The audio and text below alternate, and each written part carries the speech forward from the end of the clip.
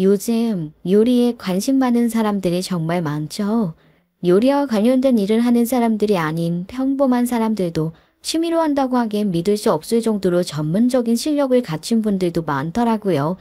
요리까지는 아니어도 맛있는 음식, 맛집 찾아다니는 걸 좋아하시는 분들도 너무 많고 말이에요. 여러분들은 어떠세요?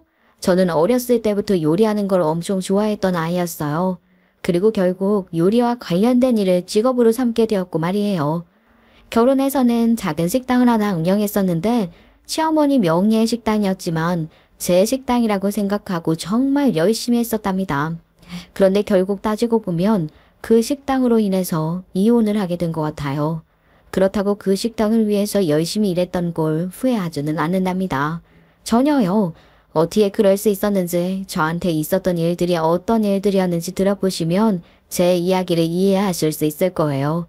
저는 30대 중반이고요. 이름은 방윤미라고 해요. 경상도에서 태어나서 대학을 졸업할 때까지 경상도에서 살았어요. 어렸을 때부터 요리하는 걸 좋아했다고 말씀드렸었잖아요. 어느 정도였냐면 말이에요. 저는 인형도 싫어했고 오로지 주방놀이, 식당놀이 같은 장난감만 갖고 놀았고 장난감을 졸업한 초등학교 고학년 이후부터는 생일 선물, 크리스마스 선물 같은 것도 전부 예쁜 그릇이나 조리도구로 받고 싶다고 했었을 정도였어요. 부모님은 저러다 말겠거니 하셨다는데 나이가 들수록 저의 요리에 대한 열정이 점점 더 커지는 걸 보시고는 결국 지원해 주시기로 하셨었어요. 뭘 지원하셨냐고요? 바로 호텔 조리학과 진학을 지원해 주신 거예요. 아빠가 조금 보수적이셔서 쉬운 일은 아니었거든요. 호텔 조리? 아이 무슨 그런 전공이 다 있어. 대학은 제대로 된 곳, 정상적인 곳을 나오고 그런 건 학원 같은 데서 배우면 되지. 무슨 그런 걸 전공을 한다는 거야? 아유 안 된다. 아빠, 호텔 조리학이 대학 전공 과목으로 들어간 역사가 얼마나 오래됐다고요. 음식 만드는 게 정말 좋고 요리를 평생 직업으로 삼고 싶어요. 또 저만의 새로운 요리를 만들어보고 싶기도 하고 말이에요. 그러려면 체계적인 커리큘럼을 가진 대학에서 공부하는 게 의미가 있어요. 학원 같은 곳에서 배우는 거랑은 다르거든요. 그렇게 아빠를 설득한 끝에 부모님의 지원을 받으면서 호텔 조리학과 입시 준비를 할 수 있었고 제가 나고 자란 지역에서 가까운 대학 호텔 조리학과에 진학할 수 있었어요. 지방대이긴 하지만 4년제이고 진취적으로 대외 활동을 하고 있는 데다가 고향과 멀지 않아서 선택한 학교였는데 정말 잘 선택했다고 생각하면서 열심히 재밌게 배웠던 것 같아요. 대학을 다녔던 4년이란 시간이 정말 소중하고 행복한 시간이었죠. 학교를 다니면서 대회 입상 경력도 쌓았고 학교 성적도 좋았고 착실히 준비한 포트폴리오도 창의적이라는 평가를 많이 받았어요. 그래서 졸업하고 바로 취업하는 게 유리하다는 생각도 했죠. 그런데 저는 조금이라도 어릴 때 더 많은 경험이 하고 싶어서 호주 워킹홀리데이 신청을 했어요. 일반적으로 많이 가는 그런 워홀이 아니고 워홀 비자로 호주 내 4성급 이상 호텔이나 리조트, 레스토랑 조리 분야에서 일할 수 있는 프로그램이라고 생각하시면 될 것 같아요. 나름 경쟁이 치열한데 저는 좋은 성적으로 합격했답니다. 학부 2학년 여름방학쯤부터 관심이 생겨서 영어 공부도 열심히 한 덕분에 가뿐히 합격할 수 있었던 것 같아요. 그렇게 하나씩 성취해가는 게 스스로 엄청 뿌듯했고 재밌었어요. 그렇게 떠난 호주 호텔 워킹 홀리데이에서 남편을 만난 거랍니다. 남편은 저보다 4살 연상으로 저처럼 조리 파트에서 일하는 건 아니고 같은 호텔에서 일하는 것도 아니었어요. 그런데 어떻게 알게 되어 연애까지 했냐고요? 저는 나름대로 계획이 있었고 뚜렷한 목적이 있어서 워킹 홀리데이 프로그램에 지원을 한 거지만 그렇지 않은 친구들도 많았거든요. 졸업을 하고 바로 취직하기는 싫다거나 여행 같은 것도 좀 다니고 싶은데 돈까지 벌 수 있다니까 여행하는 기분으로 온 친구들도 적지 않았거든요. 저랑 같은 그룹으로 호주에 온 친구 중에도 그런 친구가 있었는데 그런 친구들은 비슷한 목적으로 워홀 온 한국인 커뮤니티 활동 같은 것들도 열심히 하더라고요. 오프라인 모임도 자주 나가고 말이에요. 그 친구를 따라서 그런 오프라인 모임에 나갔다가 남편을 만났어요. 그러니까 남편도 여행 기분으로 워홀을 온 사람이었던 거죠. 학교 졸업하고 바로 취직해서 직장 생활을 조금 하긴 했는데 그렇게 사는 건 아닌 것 같다는 생각이 들더라고요. 그래서 더 나이 들기 전에 워킹 홀리데이라도 한번 가보자 싶은 생각을 했어요. 호주가 시급이 높은 나라라고 하길래 호주로 온 거예요. 그것도 많으니까 여행 다니기도 좋을 것 같고 해서요. 공장에서 일을 하고 있다는 남편은 사교적이고 잘 노는 전형적인 인싸 성향이 강한 사람이었어요. 어떻게 보면 남편은 요즘 딱 그 나이 또래에 맞는 사람인 거고 제가 좀 특이한 걸지도 모르겠어요. 저는 제가 하고 싶은 일이 너무나도 뚜렷해서 그 외에는 별로 관심도 없었고 잘 놀지도 못하는 사람이었거든요. 그런 제게 남편은 굉장히 매력적인 사람으로 다가왔고 남편은 클럽 한번 가보지 않은 저를 믿을 수 없다는 듯 신기하게 생각했던 것 같아요. 그렇게 서로 너무나도 다른 매력에 끌렸고 또 해외에서 만났다는 상황적 특수성까지 더해져서 호주에서 연애를 시작했고 비슷한 시기에 한국으로 돌아왔어요. 예, 네가 호주에서 남자를 만나 연애를 했다고 하니 아빠도 그렇고 나도 얼마나 걱정을 했는지 몰라. 궁금하기도 하고 말이야. 아, 무슨 걱정을 하고 그래. 파란 눈에 금발 남자 데려올까봐? 그런 건 아니고 아무래도 외국에서 만난 사이라고 하니까 특수한 상황에서 만난 거잖니? 원래 그런 곳에서 만나서 연애하고 그러는 게 위험한 거야. 그래서 말인데 둘 다 한국에 들어왔다고 하니까 조만간 날 잡아서 네 남자친구 소개 좀 시켜줘. 제가 어떤 사람을 만나고 있는 건지 부모님이 많이 궁금해하셨고 걱정도 조금 하셨던 것 같아요. 그래서 귀국하자마자 남편을 만나보고 싶어 하셨는데 남편은 처음엔 조금 부담스러워하는 것 같더니 그래도 듬직한 모습으로 부모님을 안심시켜 드렸던 것 같아요. 그리고 저는 바로 취업이 됐는데 오래전부터 관심 있게 보던 파인 레스토랑 조리부에 지원해서 합격한 거예요. 평소 존경하던 셰프님과 같은 주방에서 일할 수 있게 된 것만으로도 너무 기뻤고 그만큼 또 무지하게 열심히 일했죠. 그쯤 시어머니가 남편이 저희 부모님께 인사드린 것을 알고 자기도 인사를 받고 싶다고 하셔서 식사 자리를 가졌거든요. 그런데 시어머니를 처음 만난 그 자리에서부터 저는 묘하게 기분이 나빴어요. 인사를 드리러 나간 건데 평가를 받고 있다는 느낌이라고 해야 할까요? 그것도 면전에서 말이에요. 진성이도 인사를 드렸다고 하길래 그럼 나도 얼굴 한번 보자고 한 거야.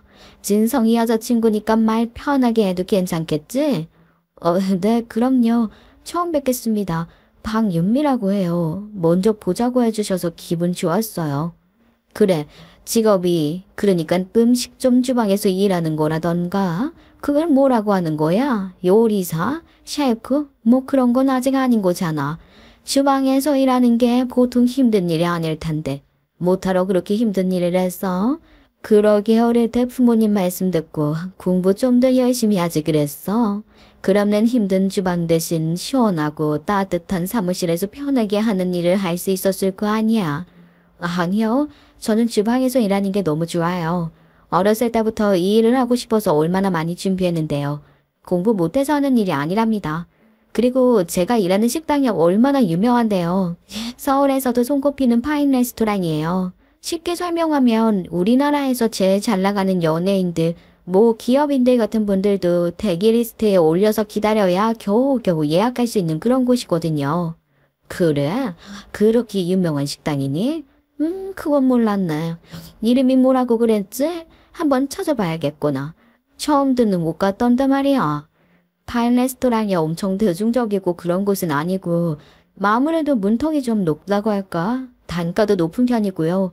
그러다 보니까 모르시는 분들이 많을 수도 있는데 관심 있는 사람들한테는 많이 알려진 곳이에요. 그렇구나. 나도 뭐 유명하고 비싼 식당 많이 다니기는 하는데 한번 가봐야겠네. 맛있다는 식당 찾아다니면서 먹는 게 좋지. 주방에서 지지고 볶고 하는 게 힘든 일이긴 하지. 어쨌거나 몸 쓰는 일 아니니. 아, 그렇기는 한데 단순하게 몸을 쓰는 일이라고는 할 수 없는 게요. 알면 알수록 창의적이고 예술적인 일인 것 같더라고요. 저는 제 일에 엄청난 자부심을 갖고 누구보다 즐겁게 일하고 있거든요. 그래서 진성 씨도 저처럼 그런 일을 빨리 찾았으면 좋겠어요. 당시 남편은 귀국한 후 여전히 취준생 신분이었단 말이에요. 자기 아들이 백수인데 제가 자부심을 갖고 하는 일을 자꾸만 깎아내리려고 하면서 하찮게 취급하니 기분 나빠서 저도 일부러 그런 식으로 말에 뼈를 심어서 할 말 다 했던 것 같아요. 그러다 교사셨던 시아버지가 명예퇴직을 앞두게 되면서 시댁에서 먼저 결혼 이야기를 하더라고요. 솔직히 남편은 미래에 대한 계획이 흐릿했죠. 호주 워홀도 회사 다니는 게 지루하다면서 때려치우고 막연하게 돈도 벌고 해외여행도 간다는 느낌도 낼 수 있다는 이야기를 듣고 즉흥적으로 갔던 거라고 하더라고요. 인생관이 욜로 그 자체인 사람이었어요. 그러니 시댁에서는 생활력도 있어 보이고 열심히 사는 저한테 얼른 장가 보내야겠다고 생각하셨던 것 같아요. 내 주변에도 슬슬 결혼하는 친구들이 생기고 하니까 부모님도 장가 보낼 생각을 하시나 봐. 지금까지 보셨던 내 여자친구 중에 네가 제일 싹싹하대. 싹싹하다고 하셨어? 좋은 건가? 하긴 뭐 지금까지 만났다는 여자친구들 내가 다 알지는 못하지만 내가 아는 몇몇만 봐도 뭐랄까 좀 나이티가 난다고 해야 하나? 그런 거 아냐? 뭐 말하자면 그런 거지. 사실 나도 나이티가 좀 나는 사람 아냐? 나는 나이티 난다는 게 그렇게 나쁜 표현이라고 생각 안 해. 적당히 세련되고 적당히 매너 있고 옷 입는 센스도 있고 뭐 여러 가지로 말이야. 하여간 내가 만났던 여자들이랑 너랑 확실히 다른 스타일이긴 하지. 시댁에서는 저를 그런 이유로 마음에 들어 하셨는지는 모르겠지만 저는 한창 일을 재밌게 하고 있었고 또 일을 열심히 해야 하는 시기여서 당장 결혼하는 게 썩 내키지는 않았어요. 게다가 남편은 아직 취직도 제대로 못한 상황이었으니 당연히 저희 집에서는 반대를 하셨죠. 그런데 그때 예비 시어머니가 저희 엄마를 따로 만나서 설득을 한 거예요. 얘 유미야, 너 이 시댁, 아직 시댁이라고 하는 건 좀 그런가? 하여간 진성이네 집에 건물이 하나 있다면서 뭐 큰 건 아니라고 하시더라만 안 그래도 건물 하나 있다는 게 어디야? 진성 씨 어머니가 친정 부모님 들어가시면서 물려받게 되신 거래. 건물이라고 해도 진짜 뭐 그렇게 대단한 건 아니고 작은 가게 하나 할 수 있는 거라고 하던데. 그렇구나. 아무튼 거기 음식점을 하나 낼 거라고 하시대. 그러면서 주방은 네가 맡아서 진성이랑 둘이 참하게 운영을 해보면 어떠냐고 그러더라. 듣고 보니까 뭐 좋은 기회인 것 같기도 하고 말이야.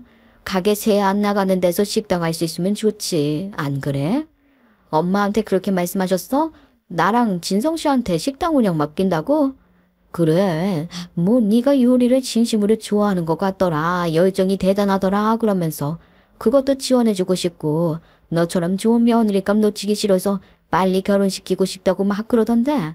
그러면서 자기 아들이 많이 부족한 거 알지만 애들이 서로 좋아하니까 일찍 결혼시켜서 지원해주는 것도 좋을 것 같다 그러면서 결혼시킬 수 있게 허락해달라고 그러더라고. 그리고 자기는 뭐 나이도 많고 하니까 자기 명의인 그 가게도 애들한테 금방 다 물려줄 거라고. 내가 묻지도 않았는데 술술 얘기하는 거야. 그렇게까지 말씀하셨어? 진짜? 그분이 그러실 분이 아니신데. 나랑 결혼을 시키고 싶으시긴 한가 봐. 그렇게까지 말씀하셨다니깐 좀 놀랍네. 엄청 시키고 싶어 하는 것 같더라. 이렇게 모셔가려고 할 때 좋은 대접 받으면서 못 이긴 척 가주는 것도 괜찮지 않니?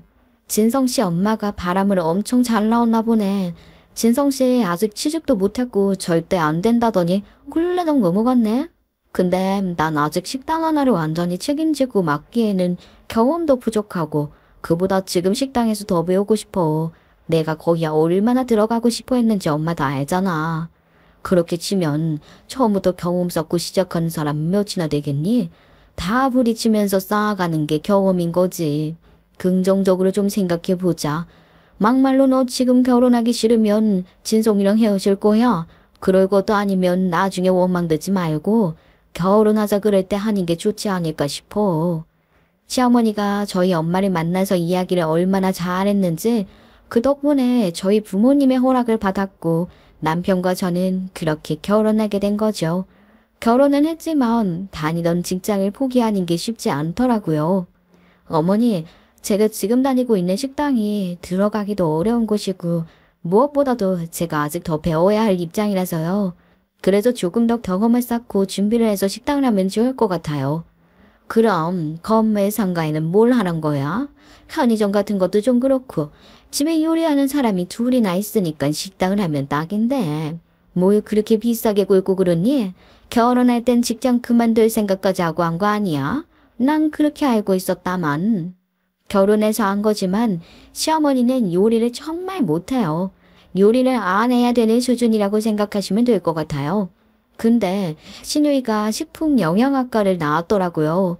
이건 나중에 신우이가 해준 이야기이긴 한데 어렸을 때 시어머니가 해주는 음식 먹는 게 고역이었다는 거예요.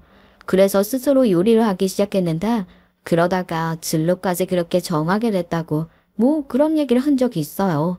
아무튼 시어머니가 말하는 집에 요리하는 사람 2명 중 1명이 바로 신우이였던 거죠. 신우이는 초등학교에서 영양사로 근무하고 있었는데 그런 신우와 제가 함께 신메뉴도 개발하고 그러면 좋지 않겠냐고 하셨던 거예요. 시어머니가 남편까지 하도 보채서 결국 저는 파인 레스토랑을 그만두고 본격적으로 식당 오픈 준비에 돌입했어요. 그런데 시어머니의 말과 달리 신우이는 전혀 도움이 안 됐어요. 신우이는 기관제이긴 하지만 그래도 학교에서 영양사로 근무하는 것이니 그만두기 아깝다면서 계속 출근을 하더라고요. 내 직장도 그만두기 얼마나 아까운 곳인지 아냐고 속으로 얼마나 부글거렸는지 몰라요. 어이없잖아요. 하여간 신우이는 뺀질거리면서 바쁜 척하느라 아예 도움이 안 됐는데 그러면서 제가 개발한 메뉴를 시어머니나 남편이랑 얘기하면서 옆에서 또 얼마나 아는 체를 하는지 이래라 저래라 가짠지도 않았죠. 신우이가 초등학교 영양사라고 했잖아요. 이게 조금 민감한 얘기일 수도 있는데 급식실에 영양사랑 조리사가 있는데 실질적으로 최종 책임자는 영양사인 거거든요. 기간제인 영양사 말고 정교사인 영양교사가 있는 경우는 뭐 그런가 보다 하겠는데 사실 영양사랑 조리사를 두고 보자면 이게 상하관계라고 할 수 없는 포지션인 건데 영양교사가 없는 학교에서는 영양사가 영양교사처럼 최종 책임자가 되는 거라고 하더라고요. 그러니까 결국은 상하관계가 되는 거죠. 그런데 보통 조리사분들은 경력도 오래되고 나이도 좀 있는 분들이 많으신데 반해서 영양사는 나이가 어린 경우도 많고 그만큼 경력도 짧은 거죠. 그럼에도 불구하고 조리사를 무시하고 하대하는 게 몸에 밴 거나 마찬가지라고 하는 거예요. 그런데 신우이 이게 저를 지가 밑으로 부리는 조리사로 생각하는 건지 사사건건 저를 무시하고 꼽주는 거 있죠. 언니, 뭐든지 그냥 다 새롭고 그런 게 다 좋은 게 아니에요.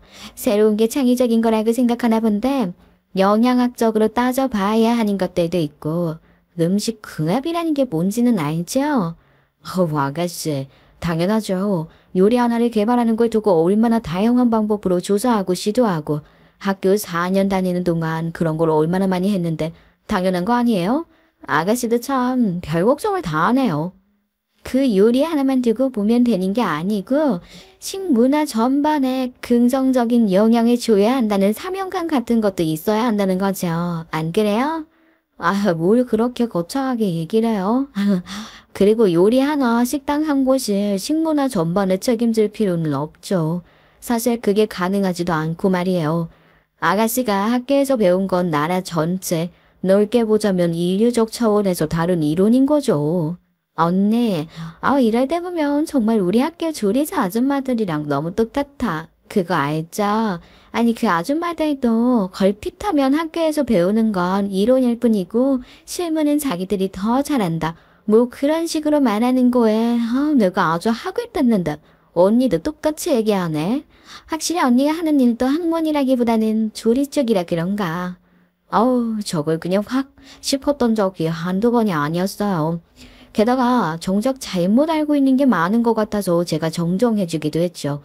모름지기 받은 꼽은 돌려줘야 직성이 풀리는 거 아니겠어요? 신우이가 얄밉게 굴거나 말거나 저는 제 할 일 열심히 했고 버섯과 꿀을 활용한 저만의 레시피를 개발해냈답니다. 그리고 그것을 주력 메뉴로 식당 장사를 시작했어요. 그러긴 했는데 시어머니가 물려받은 건물이 목이 그리 좋은 것도 아니라 오픈빨 같은 것도 기대하기 어려웠고 문을 연다고 바로 장사가 잘 되는 건 아니었어요. 그렇다고 시댁식구 누구 하나 나서서 홍보를 해주는 사람도 없었고 제가 혼자서 SNS에 홍보도 하고 메뉴의 정체성을 드러낼 수 있도록 가게 이름도 바꾸고 그렇게 시행착오를 겪으며 고군분투하고 있었죠. 저 혼자 말이에요. 그 와중에 남편이란 놈은 식당 오픈했다고 허세 만들어서 지 친구들 순서대로 데려와 가게에서 술 마신다고 실상 차리라고 하더군요. 오시는 손님 한 분이라도 또 오시게 해야 하는데 장사하는 집에서 사장이나 사장 지인이 영업 중에 제멋대로 꾸는 것처럼 꼴 보기 싫은 것도 없거든요. 그렇지 않나요? 손님들 눈살 찌푸릴까 노심초사하는 저는 안중에 되었고 남편은 지 친구들한테 떠벌떠벌거리기 바쁘더라고요.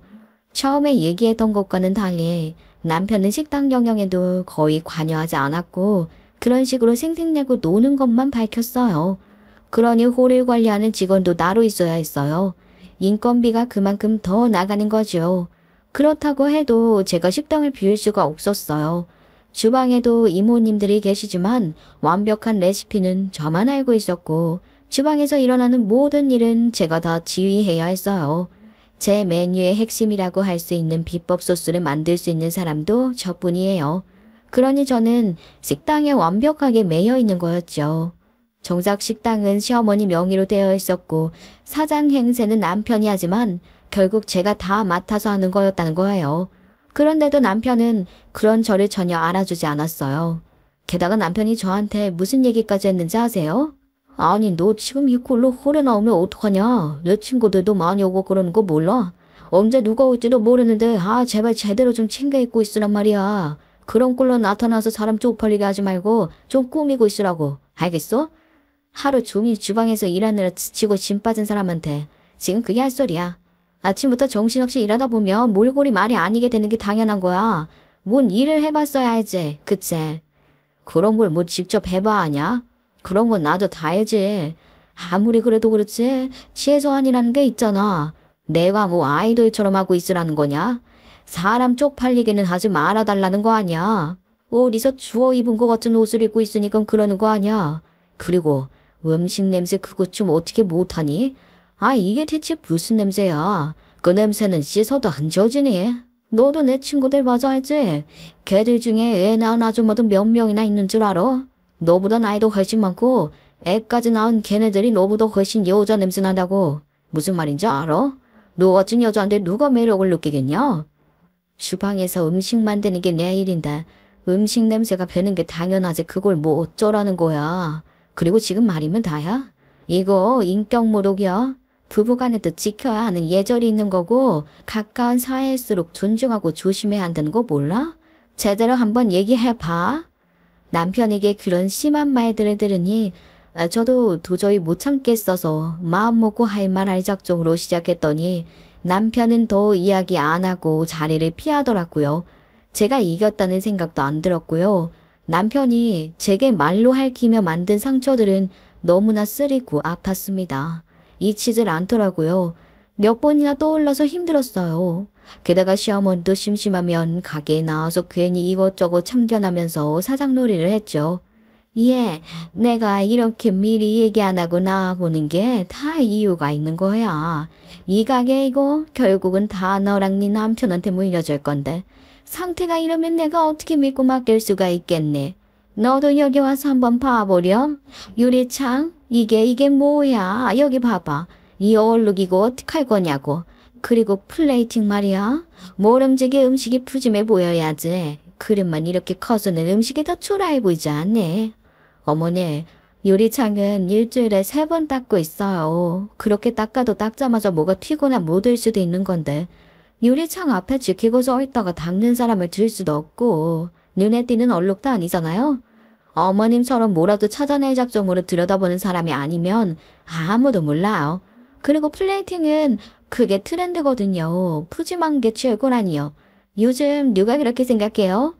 어머니, 어디 가셔서 그런 말씀하시면 시대에 뒤떨어진다는 소리 들으세요. 저희 가게에 그릇도 예쁘고 플레이팅 예쁘다고 사진 찍는 손님들이 얼마나 많은데요. 어머님은 참 괜히 그러시는 거죠? 제가 속이 없는 게 아니고요. 그런 식으로 모르는 척, 속 없는 척 웃으면서 저도 은근슬쩍 제가 하고 싶은 말도 섞어가면서 시어머니한테 할 말하고 그랬거든요. 시어머니가 잔소리할 때마다 정색하고 받아치려면 저 징적이 나가 떨어졌을 거예요. 청소 상태, 플레이팅, 손님 응대가 어떻고 하여간 참견 안 하는 게 없었는데 그 중에서도 음식을 갖고 뭐라고 하는 건 정말 못 봐주겠더라고요. 시어머니가 요리를 진짜 더럽게 못한다고 했잖아요. 제가 봤을 때 입맛, 그러니까 취향 자체가 진짜 별로라서 그런 것 같아요. 요리의 요자도 모르면서 참견하는 게 제 입장에서는 그저 웃기는 거죠. 시어머니가 참견하는 대로 했다간 그나마 생기기 시작한 단골들 다 떨어질 거예요.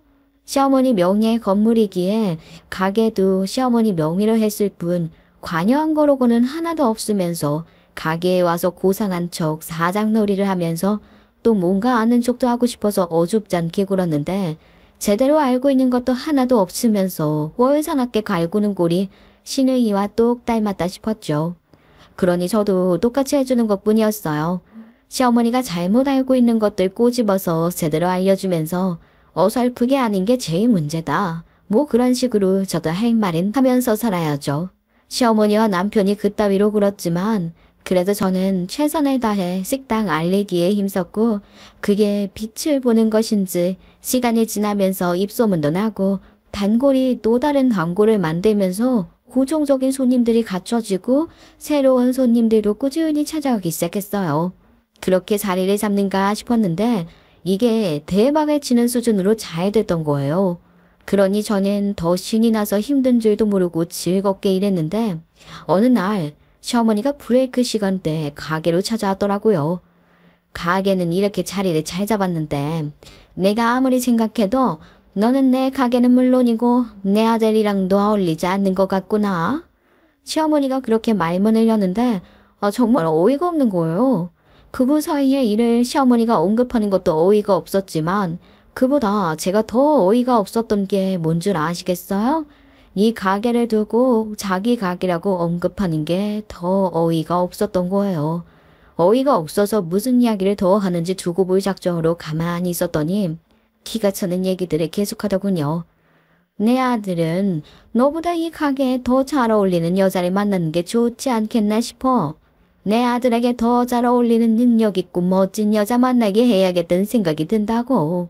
너는 아무리 봐도 내 아들 짝으로도 그렇고 내 며느리로도 그렇고 아닌 것 같단 말이야. 너도 이런 얘기를 들으면서 이 결혼을 유지하고 싶지는 않을 것 같은데 안 그러니? 이쯤에서 서로 좋게 정리하고 이혼하는 게 어떻겠니? 그러면서 이혼 서류까지 다 준비해와서 꺼내놓더라고요. 금방이라도 이 가게 물려줄 것처럼 말씀하시면서 지금까지 부려먹을 대로 다 부려먹으시고 가게 이만큼 키워놓으니까 이제 와서 제가 이 가게에 안 어울린다고요? 기가 막혀서. 저는요, 그래도 가족이니까 제 욕심 안 부리고 제 목도 별로 안 챙겨가면서 진짜 열심히 일했어요. 제 가게라고 생각했으니까요. 솔직히 하고 싶은 말 너무 많은데요. 다 필요 없고요. 네, 이혼 못할 것도 없죠. 좋습니다. 알겠어요. 소리 이리 주세요. 남편이나 시어머니, 시누이까지 시댁 것들에게 그렇게 시달리고 무시당하는 동안 지칠 대로 지친 상태였던지라 사실 이혼 소리가 반갑기도 했던 것 같아요. 그래서 바로 도장 찍었고 다음날 제출해버렸죠. 그리고 시어머니에게 회심의 한마디는 날렸답니다. 이혼 서류는 제출했으니까 그렇게 하시고요. 전 이제 이 식당에 출근 안 하는 건 당연하고 아무 관여도 안 할 거예요. 저 아니고는 제 메뉴를 제대로 만들지도 못하겠지만 어설프게 흉내내서 팔 생각 같은 건 안 하시는 게 좋을 거예요. 제가 팔던 메뉴 전부 더 이상 여기서 못 판다고요. 아, 그리고 가게 상호도 바꾸세요. 메뉴고 상호고 전부 저한테 권리가 있어요. 저는 분명히 말씀드렸어요. 아시겠죠? 제가 무슨 소리를 하는 건가 싶으신가요? 이혼할 작정을 하고 아무 말이나 막 하는 건 아니고요. 다 근거가 있는 이야기니까 제 얘기를 좀 더 들어주세요. 제가 개발한 메뉴 레시피랑 상표 등등 전부 다 제 이름으로 특허 등록을 해놨거든요. 요식업계가 보통 치열한 게 아니잖아요. 치열하기만 한가요? 치사하기도 하고 치졸하기도 해요. 업계에서 어디 뭐 하나 대박 나면 똑같이 베껴서 내놓은 식당들이 우후죽순 생겨요.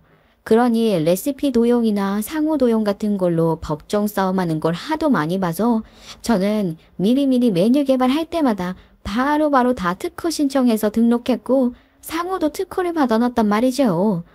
처음부터 시댁이나 남편한테 말 안 하고 저 혼자 무슨 권리를 독식할 욕심으로 그랬던 건 아니었어요. 업계에서 그런 걸 워낙 많이 봐서 특허의 중요성을 인지하고 있었던 거고 진행을 해야 했는데 시댁 식구들이나 남편한테 이야기해봤자 뭐 관심도 없을 것도 분명했고 자칫 그런데 돈 쓰는 걸로 뭐라고 할 것 같기도 한 거예요. 그래서 그런저런 소리 듣기 싫어서 그냥 제가 제 돈 들여서 특허를 다 받아줬던 거였어요. 특허가 있다는 것을 증명해야 하거나 아무튼 그런 게 필요한 상황이 되면 말하려고 했던 거죠. 애초에 운영에 대해서는 관여하지 않은 그 사람들이 특허 같은 걸 생각할 리도 없고 예상도 못했을 거예요. 그렇게 가게가 어떻게 운영되고 있는지 관심도 없었던 남편이나 시어머니는 당연히 그런 사실들을 모르고 있었던 거죠. 이제 와서 우리끼리 말로 하는 말이지만 솔직히 그 인간들이 기여한 게 하나도 없고 오로지 제 힘으로 만든 것들이니 당연한 권리라고 생각해요. 처음부터 시댁 식구로부터 제 권리를 보호할 목적으로 했던 건 아니지만 결과적으로는 그렇게 된 거라고 할 수 있는 거죠. 다른 가게에서 베껴가는 걸 대비하기 위한 것이었는데 그게 이렇게나 유용하게 쓰인다 싶었어요. 아, 미리미리 특허 잘 받아뒀던 과거의 나 엄청나게 칭찬해. 그거죠 뭐. 하여간 제가 그렇게 얘기를 하니 시어머니는 어리둥절해 하면서 무슨 말인지도 못 알아듣더라고요. 얘가 무슨 헛소리를 하는 거야? 얘, 너 뭐 잘못 먹었니? 아니면 그렇게 당당하게 이혼 서류 받아가서 제출까지 했다더니? 막상 그러고 나니 정신이 어떻게 된 거야? 멀쩡한 상호를 왜 바꿔? 그리고 내 가게에서 계속 팔던 메뉴를 왜 못 판다는 거야? 말 같은 소리를 해야 대꾸를 하지? 낭원 참. 자꾸 내 가게 하시는데요. 그래요. 묘의는 그렇게 되어 있겠죠. 그렇지만 가게 상호랑 가게에서 파는 메뉴에 대한 권리는 다 저한테 있다 이 말입니다. 제가 다 특허를 받아놨다고요.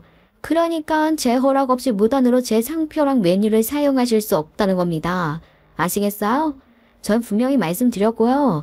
나중에 또 무슨 다른 소리 하실지 모르니 오늘 바로 내용 증명도 보낼 거예요. 그러니까 상호랑 메뉴 다 바꿔서 장사를 하시든지 문을 닫든지 알아서 하시라고요. 뭐? 그거 무슨 상호에 특허를 걸어? 같은 상호를 가진 가게가 얼마나 많은데 네가 뭔데 이 이름을 너만 쓸 수 있다는 거니? 제가 그런 것까지 자세하고 친절하게 다 설명을 해드릴 정도로 애정이 남아있지 않으니까 따로 알아보시라고요. 저를 부리는 고용인 정도로 생각하고 딱 그 정도 취급을 하면서 깔보고 무시하셨죠? 그걸 몰라서 당하고 살았던 게 아니에요. 제 상호, 제 메뉴를 하는 제 식당이라고 생각하고 애정을 갖고 있었기 때문에 그런 것들을 그냥 신경 안 쓰려고 했던 것뿐이라고요. 아시겠어요?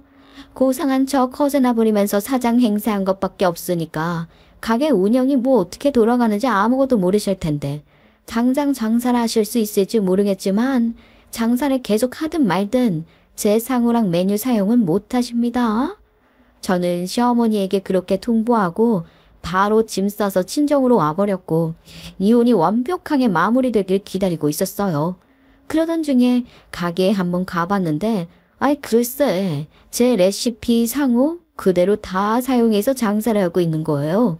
시어머니에게 통보도 했고 내용 증명도 보냈지만 그래도 그대로 사용하고 있을 것 같아서 확인차 가본 건데 역시나 그러고 있었던 거죠. 그래서요 바로 지적재산권 침해로 민사소송 걸었어요. 그 사람들한테 뭐라고 할 것도 없었고 그냥 사실 확인만 했고 바로 소송 걸어버릴 거예요. 말 섞고 싶은 생각도 없었거든요. 소장 받고 나니 시댁 가족들은 그제야 상황 파악이 됐는지 저를 찾아오더군요. 사태의 심각성을 파악했는지 저를 다시 잡아보려고 난리가 난 거예요. 이 여보야, 나는 정말 알지 못하는 일이야. 이혼 서류 그것도 엄마가 멋대로 가져가서는 자기한테 막 그런 건데 자기는 또 그걸 덥석 받아가서 도장 찍고 제출하자면서 나한테 그러니까 그땐 나도 욱해서 동의한 거야. 자기도 내 성격 알잖아. 그렇게 이혼 서류 제출해놓고 내가 엄마한테 얼마나 뭐라고 했는지 몰라. 엄마가 말 좀 해봐. 내가 그랬잖아. 그치? 그래 맞아. 너한테 이혼 서류 내밀었다고 얘가 나한테 어찌나 화를 냈는지 아주 불같이 화를 내는 거야. 아들이라고 무서울 정도로 화를 내더라고. 아주 무서워서 죽을 뻔했어. 얘 오줌까지 쌀 뻔했다니까. 지한테는 윤미밖에 없다고. 응? 지는 윤미밖에 모르는데 엄마가 뭔데 이혼을 하라 마라 하냐. 막 그러면서 말도 마. 내가 아주 호되게 혼났어. 지금 뭐 하시는 거예요? 연극하세요? 저 사람 얼굴에 대본 쓰여 있어요. 뭘 그렇게 눈치를 보면서 그러세요? 그런 연극 씨알도 안 먹힐 거 아시죠? 야, 너 지금 나랑 장난하니? 이딴 웃기지도 않은 연극하면 내가 넘어갈 줄 알았니? 네가 그동안 나한테 했던 말과 행동이 있는데 내가 바보냐고 이딴 걸 믿을 것 같냐고. 할 말이 없다 정말. 이것 봐. 이런 걸로 안 될 거라고 내가 그랬잖아. 아까 윤미야. 내가 다 잘못했다. 가게 그거 네 명의로 해줄 테니까 그거 받고 합주면 안 되겠니? 다 내가 시작한 일인 건 맞아. 다 내 잘못이야. 내가 욕심이 과했지. 후회하고 있어. 정말이야. 내가 무릎이라도 꿇을까? 내가 지금 이 상황에서 뭔들 못하겠어. 못할 게 없어 나는 지금. 우리 좀 살려다오. 응? 어머, 왜 이러세요? 저한테 무릎을 왜 꿇으시는데요? 기막혀서 정말. 이런 식으로 사람 불편하게 하시는 거예요? 괴롭히는 방법도 정말 가지가지네. 아주 다양한 방법으로 저 못 살게 굴 생각만 하시나 봐요. 시어머니는 정말 무릎이라도 꿇을 끼시더라고요. 그렇지만 저는 뭐 그런 꼴까지 보고 싶은 마음도 없었어요. 그리고 제가 미쳤나요? 아무리 매달려도 붙잡혀줄 생각 1도 없는데 그런 얘기도 더 듣기 싫더라고요. 저는 시어머니가 남편과 저를 이혼시키려고 한 이유를 알고 있거든요. 시어머니가 제게 자기 아들은 더 능력 있는 여자랑 만나게 할 거라고 했다고 했잖아요. 그게 무슨 말이냐면 가게 장사가 잘 되니까 귀신같이 프랜차이즈 제안이 들어왔던 거예요. 제가 잠깐 가게를 비운 사이 마침 남편이랑 시어머니가 가게에 있을 때 어떤 여자가 찾아와서 프랜차이즈 제안을 했던 모양이더라고요. 그 여자는 꽤 좋은 조건을 제시하면서 남편을 사장님이라고 부르고 연락처를 받아갔다고 하더군요. 이건 다 주방 이모님한테 들은 이야기였어요. 그 후로 남편이 그 여자를 자주 만났던 것 같아요. 여자가 꽤나 적극적으로 들이댔을 거예요. 그 여자는 프랜차이즈와 절차라고 하면서 무슨 계약서 같은 걸 쓰게 했고 남편과 시어머니는 바로 사인을 했다는 것이요. 계약상 제게는 어떠한 지분이나 권리도 인정해주지 않으려고 저한테 의논 한 번 안 하고 지들끼리 바로 처리해버린 거예요. 그 전말에 제가 다 알고 있는데 그 사람들이 뭐라고 한데 저한테는 변명으로도 안 들렸어요. 내가 아무것도 모르는 줄 알아? 너한테 사장님이라고 부르면서 프랜차이즈 사업화 제안했던 그 여자랑 뭐가 잘 안 되나 봐? 그 여자가 돈도 좀 있어 보이고 화려하게 치장도 잘하고 여러모로 멋있어 보였겠지. 식당에서 죽어라 일하느라 외모에는 전혀 신경도 못 쓰는 나랑 더 비교가 됐을 거야. 그치? 그렇다고 나를 쫓아내고 그 여자를 어떻게든 엮어서 새 며느리 삼으려고 했던 어머니나 그것도 좋다고 바라고 있었던 너란 인간이나 다 똑같아. 알고 있었어? 다 알아? 언제부터 알고 있었어? 얼마나 알고 있는 거야? 정말 다 알아? 처음부터 끝까지 다 알아? 말도 마 자기야. 그냥 그거 완전히 사기꾼년이야. 우리 지구 완전 쫄딱 망하게 생겼다고. 엄마도 나도 사기꾼한테 당한 거야. 나 완전히 소외게 당했다니까. 생각해봐. 작정하고 사기치려고 달려드는데 당할 재간이 있냐고. 완전히 잘 만들어 놓은 덫에 걸린 거야. 그러니까 나도 피해자라고. 나도 당한 건데 자기가 나를 봐줘야지. 그거에 지금 변명이라고 하니?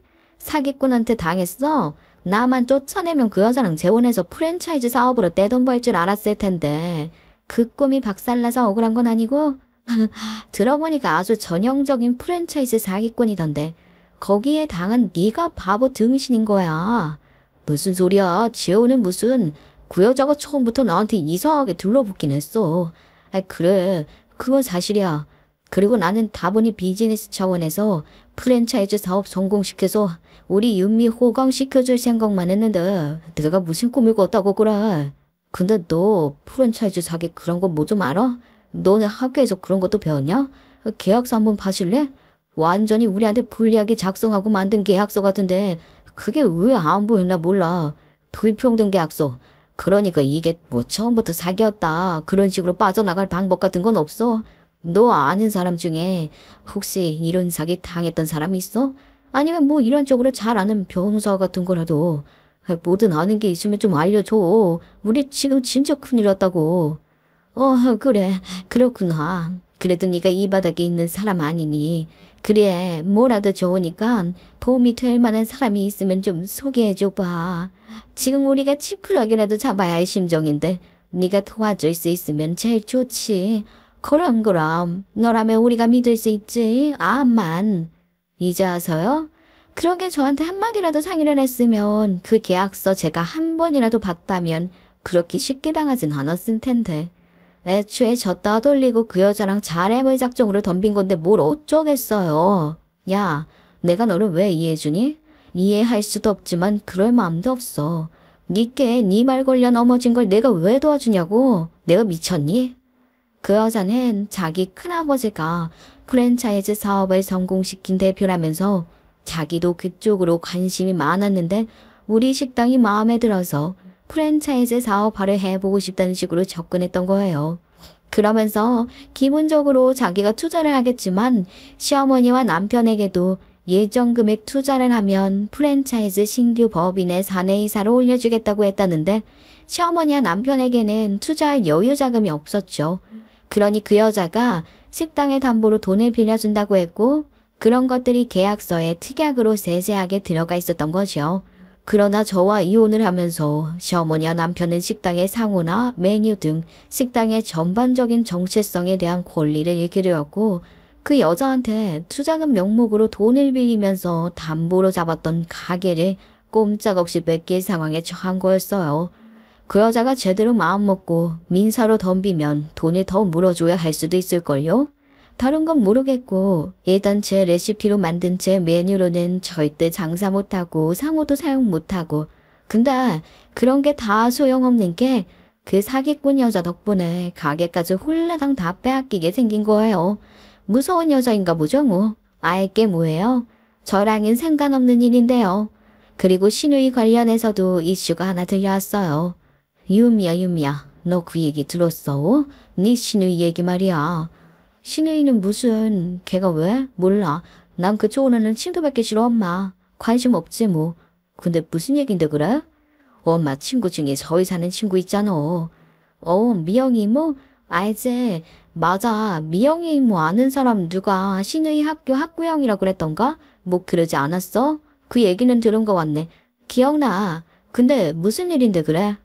네 신우이 기간제 영양사도 잘리고 무슨 소송 같은 걸로 법정 싸움도 한다고 그러더라. 어머, 진짜야? 왜, 뭐 때문에? 재료비 같은 거 횡령이라도 했대. 그런 건 아니고 네 시누이가 학교에서 조리사한테 그렇게 갑질을 했다더라. 나이도 훨씬 많은 조리사들한테 어찌나 싹수 없이 그랬는지 평소에도 갈등이 심했나 보더라고. 오죽하면 그게 학부형들이 다 알 정도로 소문이 났었겠니. 아무튼 근데 그게 대형 사고로 이어진 거야. 걔가 싹수 없는 건 알아줘야 해. 나한테 하는 것만 봐도 학교에서 어떻게 했을지 짐작이 되고도 남지. 뭐 조리사분들이랑 치고받고 싸우기라도 한 거야. 조리사들이랑 시비가 붙어서 지들끼리 싸운다고 급식을 펑크 냈대. 그게 말이 되니? 영양사랑 조리사랑 싸우느라 조리를 못해서 초등학생들 급식을 못 내놓다니. 이건 정말 대형 사고잖아. 대박이네.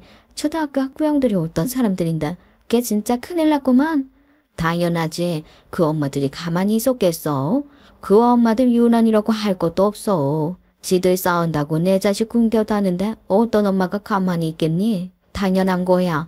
그 엄마들 난리 나고 학교에서도 책임을 묻는다 그러고 붙었던 조리사들이랑도 아주 진흙탕 소송이 진행 중이라고 하더라. 어쩌나 그 집구석에서 기간제 계약직이긴 해도 그나마 멀쩡한 직업이라도 있는 게 걔 하나였는데 걔도 이제 그 일 계속하긴 힘들겠어. 그치? 누굴 탓할 거야. 다 지가 저지른 일인 거지. 저는 너무나 감사하게도 전에 일하던 파인 레스토랑에서 다시 일할 수 있게 됐어요. 결혼하면서 그만뒀던 직장에 다시 출근하게 된 건데 출근을 앞두고 첫 출근을 할 때보다 더 떨리고 설레는 것 같아요. 어떻게 보면 돌고 돌아 다시 제자리로 돌아온 건데요. 결혼 후 이혼까지 시간을 허비했다고 생각하지는 않을 거예요. 돈 주고도 사지 못하는 많은 경험을 했고 무엇보다 제 레시피로 만든 메뉴와 상호까지 얻었잖아요. 식당을 운영해봤던 건 저한테 여러 가지로 소중한 교훈을 남겨줬어요. 앞으로 공부를 계속하는 동안 그런 것들이 좋은 자양분이 될 수 있겠죠. 아, 그리고 저희 가게 단골이었던 분 중에 요식업에 관심이 많은 분이 계셨는데 제가 다시 파인 레스토랑에 들어가 더 배우고 싶다고 하는 바람에 제 메뉴를 다시 먹지 못하는 게 너무 아쉽다고 하시면서 제 메뉴랑 상호가 너무 아깝다고 여러 번 말씀하셨어요. 그러시더니 본인이 그 식당을 해보면 어떻겠냐고 하시더라고요. 그래서 지금 정식 계약서 쓰려고 검토하는 중이랍니다. 근점을 내려면 이렇게 잘 알아보고 해야 하는 거란다. 이 전 남편 놈아 라고 말해주고 싶네요. 제 이야기 어떠셨나요? 이렇게 끝까지 들어주셔서 너무너무 감사해요. 말재주도 없는 제 이야기를 끝까지 들어주신 여러분들처럼 저도 지금 제가 하고 있는 일 끝까지 열심히 해낼 거예요. 응원해주세요. 감사합니다.